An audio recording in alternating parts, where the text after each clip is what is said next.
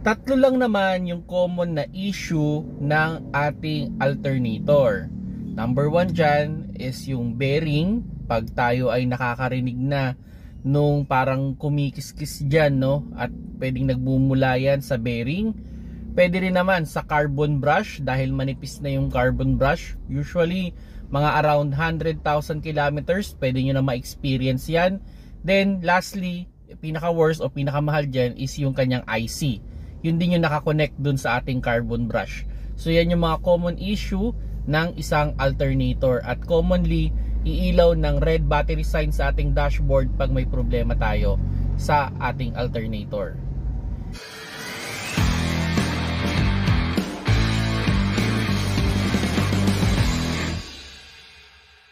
Hello mga paps, I'm Kuya Shane, at yun, ano daw ba yung common issue ng alternator? So pag naka-experience tayo ng problema sa alternator, pwede tayong makakita ng red battery sign sa ating dashboard. Pag nakakita kayo niyan, commonly hindi battery ang problema. Ang problema dyan is yung alternator.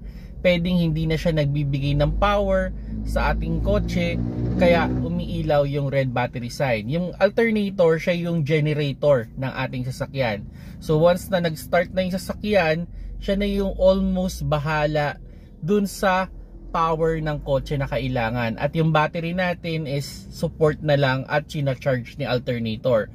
So once na bumaba yung voltage dahil sa sira ng alternator, yun, ano ba yung so yun ay magiging problema, no? So iilaw na yung battery sign at may problema tayo. So ang pinaka-common dyan is yung bearing.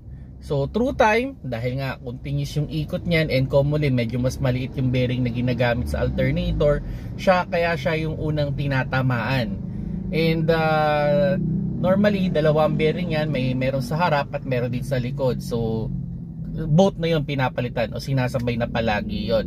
So pag kayo ay nakakarinig ng parang matining na tunog dyan sa may engine bay ninyo, so yun, pwedeng nanggagaling yan sa alternator. Then yun, kung sakali naman na yun nga, umilaw yung red battery sign, so pwedeng ang problema nyan is carbon brush. So ito, dalawa yun, commonly dalawa na nakakonect dun sa alternator, and through time, syempre continuous yung ikot ng ating alternator, numinipis yan. Okay, so normally yung from original na alternator, mga 100,000, minsan 120, 150 kilometers bago naman yan numinipis. Pero syempre pag ni-replace na yon, minsan mas maikli na yun na ilalagay na carbon brush, kaya around 80,000 to 100,000 kilometers na lang pag na-repair yon. Ang pinaka worst dyan is yung IC. So yun yung kinokonekan din ng ating nung carbon brush. So kung sakali mang sira yun, medyo may kamahalan ng konti yun. Okay, ang pinaka worst din dyan yung pag nasunog na yung buong yung buong alternator. Well yun, mas okay palitan nyo na yun pag ganun yung nangyari. So yun mga paps, no, yan lang naman yung tatlong common na issue ng alternator. So kung sakali mang makaka-experience kayo ng parang matining na tunog dyan sa inyong engine bay or umilaw yung red battery sign, ipacheck nyo kagad yung inyong alternator, dalhin nyo kagad sa pinakamalapit na alternator shop para ma-evaluate kung ano yung eksaktong problema.